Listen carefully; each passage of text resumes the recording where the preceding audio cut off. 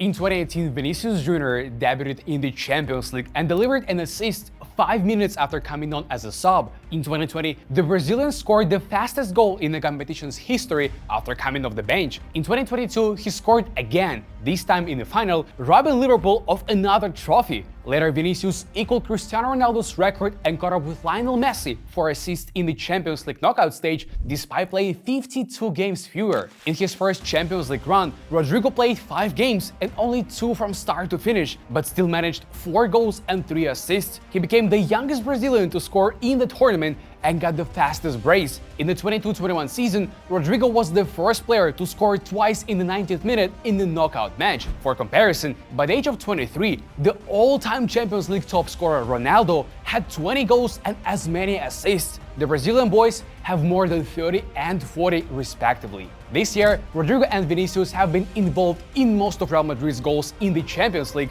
with the latter one scoring a goal in the final against Dortmund. It seems the Champions League has its new heroes, and yes, they are from Madrid again. Journey to Madrid.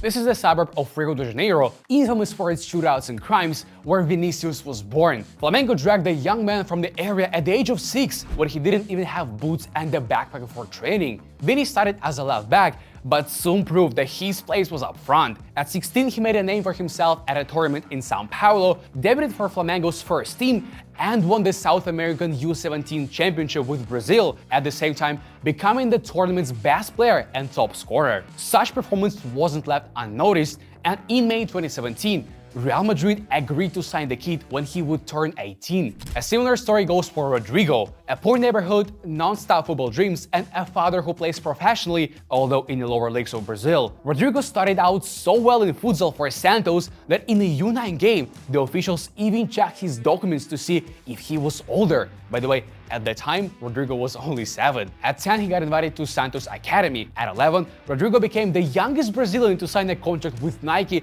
surpassing even Neymar. At 14, he was already the youth team's captain, and at 16, he debuted for Santos' first team. Shortly after turning 17, Rodrygo became the youngest Brazilian to score in the Copa Libertadores. Just like Vinicius, Rodrygo arranged a transfer to Madrid before turning 18 and continued to play in his home country until then. The coincidence didn't end there. Both players had a transfer fee of 45 million, and negotiations for both were handled by the same person, Uni Calafat. Real's chief scout is called the architect of present-day Madrid. He knows the South American football market, having spent his youth in São Paulo, and has a little trick up his sleeve.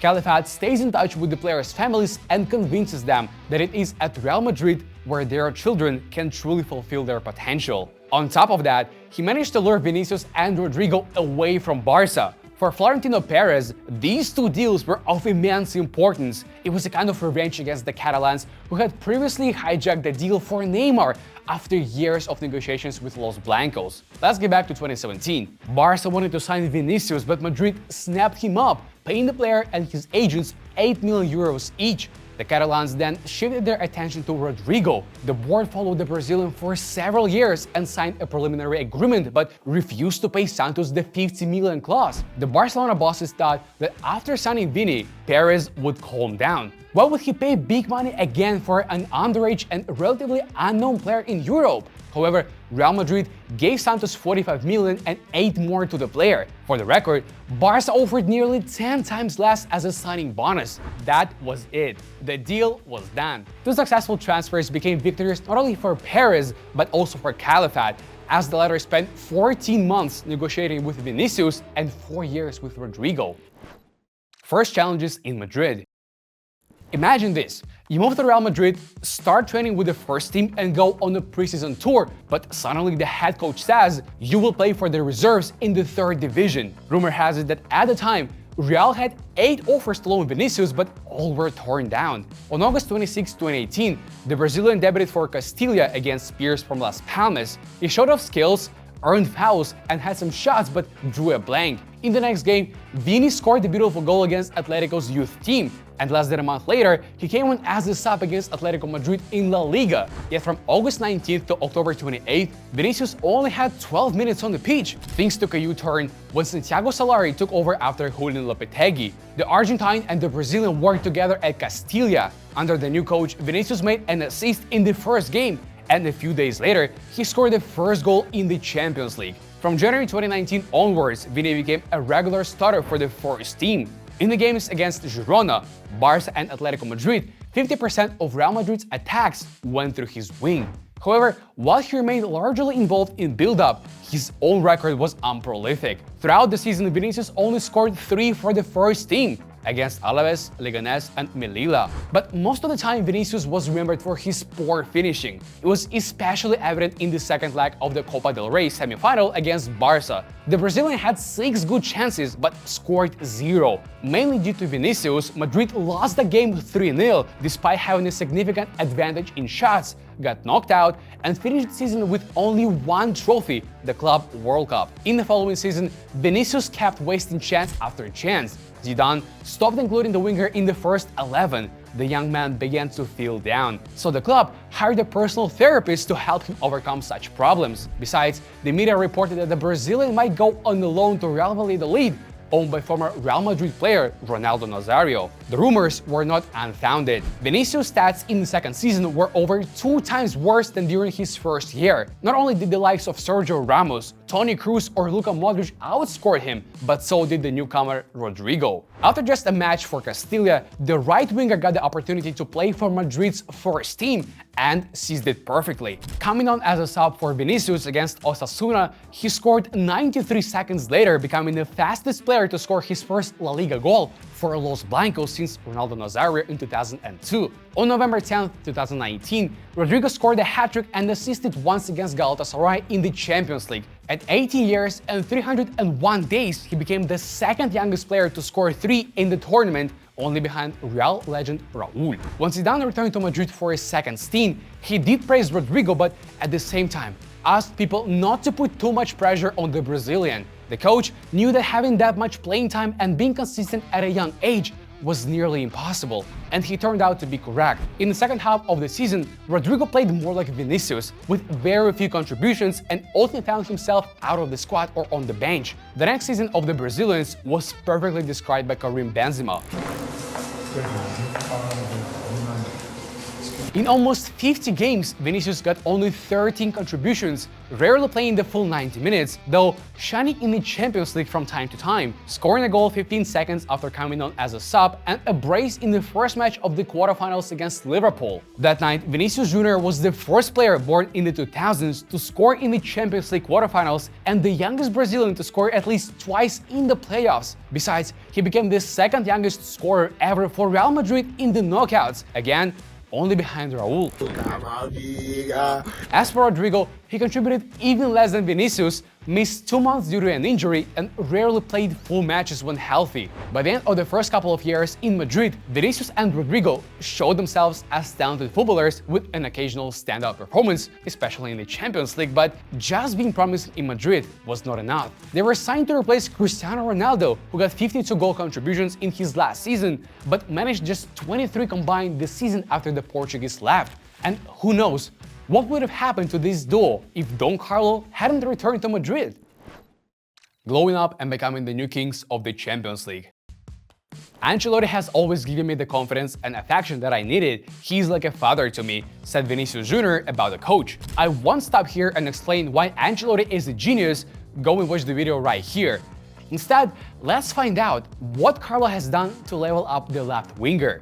The first thing Ancelotti did was teach Vinicius to make quick decisions. In one of the first training sessions, Carlo says, to score goals, you have to take 1 or 2 touches. Previously, Vinicius made many unnecessary moves and wasted big chances. Thanks to Ancelotti's arrival, this problem began to disappear. The second point is minimizing dirty work. Zidane forced Vinicius to help in defense and stay attached to his opponents, but Ancelotti let the winger play higher up and be creative. After 2 months under the new coach, the winger had fewer defensive actions, but at the same time, his rate of progressive carries and successful dribbles started to increase. playing close to the opponent's penalty area. This is Carlos' third change. Ancelotti analyzed the matches and found out that Vinicius was great in one-on-one situations, so he should be even closer to the opponent's goal. As a result, in the first La Liga games under the Italian, Vini scored 3 goals, every time coming off the bench. The Brazilian didn't stop there. By mid-December, the winger converted every 4th shot into a goal and later became the second best goal scorer in the league. Besides, Vinicius was great at making assists and became one of the leaders in that regard in the Champions League. During the 22-21 season, the Brazilian had 42 points for goals plus assists, equaling his tally for all his previous seasons in Madrid combined. Such flourishing was possible not only because of Ancelotti and the personal therapist, but also of Karim. Following that incident against Gladbach, the two players improved their relationships and got closer off the pitch. Before Carlos' arrival, combined for just 5 goals, then by April 2022, the number increased 7-fold. Vinicius said Benzema taught him a lot and always motivated him. Karim, by the way, stated he always believed in the young man and helped Vinicius become better. Rodrygo got the benefits of working with Ancelotti as well. Carlo noticed the versatility and cold-blooded finishing of the young player and used him in crucial moments, turning the winger into a true super sub. April 2022, Rodrygo came on, scored the goal, and helped Madrid beat Sevilla after being 2 down. 2 weeks later, the winger scored a brace against Espanyol, helping Los Blancos secure the title with 4 games to spare. And of course, he blew up in the Champions League. During the group stage, Rodrygo scored the decisive goal against Inter Milan. In the second quarterfinal against Chelsea, he finished off a splendid pass from Modric, taking the match to extra times. And in the second semifinal against Man City, Rodrygo did the impossible. By the 90th minute, Real Madrid were losing 3-5 on aggregate, but Rodrygo equalized the score in just a minute. Los Blancos had 0 shots on target before the 88th minute, and all this magic happened in the second half because the Brazilian still did not play the full 90 minutes. Speaking about the year as a whole, it became Rodrygo's most prolific season since moving to Madrid. Moreover, most of his goals were scored in the Champions League. The next season, the Brazilians performed even better. Vinicius, whose value skyrocketed from 40 to 100 million euros, became the best player of the team and the league. He also helped Real Madrid win Copa del Rey, UEFA Super Cup, and FIFA Club World Cup, and received the Best Player award of the latter tournament. The Brazilian was stirring up the Champions League, contributing in every game of the tournament. The only exception were the away match against Shakhtar, where Vinicius only came on in the second half, and the second leg against Man City, where the whole team collapsed.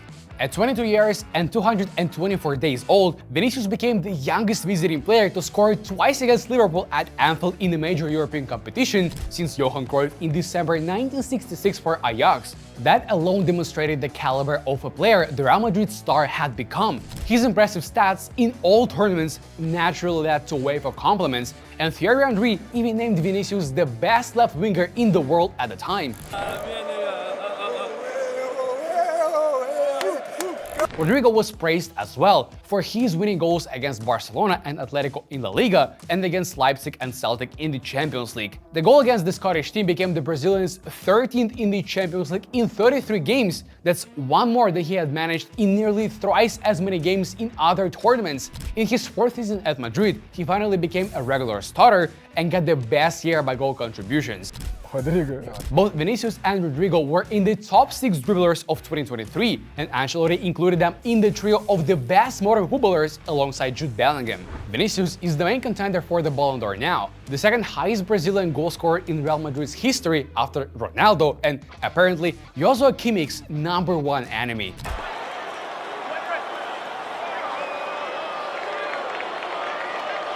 Both were very good in the Champions League this year. Vini almost always got a goal contribution in at least one of the matches in the 2-legged knockout stage throughout his time in Spain. The only team to avoid the Vinicius treatment was Chelsea in the 2021 season when they won the tournament. On top of that, Vinicius is first by goals plus assists in the last 3 seasons combined. As for Rodrygo, he's basically a wildcard of the club in this tournament, a man who turns around the most important games and brings trophies to Madrid. Ending. The Brazilian duo is Madrid's major weapon. They are dangerous both in positional play and on counterattacks. Excellent in dribbling and advancing the ball, both have a great shot and field vision. At the same time, Vini and Rodrygo stay unpredictable by quickly changing positions and confusing top defenders. The transfer of Mbappe or any other star to Los Blancos does not scare them at all. Rodrygo confesses his love for Real and treats Ancelotti like a father, and Vinicius rejects any transfer offers. The Brazilian duo are the new kings of the Champions League, and I'm 100% sure they have no intention of leaving the club. Do you think there is anyone stronger than these two in Europe or on the entire planet right now? Let me know down below. Don't forget to like and subscribe, and as usual, see you soon and know the ball.